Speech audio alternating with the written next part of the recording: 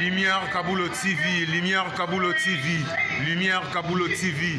Réflexion avec R9, Fabrice R9, Fabrice. Mobali Madeo, Balingaka, moi c'est l'olanga ninyango, nengo salanga yeleki makasi. Kaboulo TV yo, Lumière Kaboulo, réflexion. Réflexion, double CD Fantomas, Mayo. Il est là, il a toujours. Barbito s'abonne, chaîne les amoko. Ça c'est dit, Maboko, t'as un s'abonner. Bon, mon yango, YouTube, aux Zavana, Moko Gaga, réflexion, trop bandé, réflexion, réflexion, lumière Kamboul, Yangwana, Balai qui est ça la biso bien, tous en ciment pour. Et ça la G. Bongo.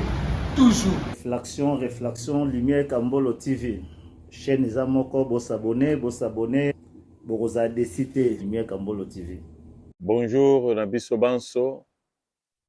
Les Alingan de Konabino, Nabengami na Kombo ya Kambulu. Na salaka na émission na chaîne télé Oye Bengami Réflexion. Chaque samedi na 19h30, vous pouvez na.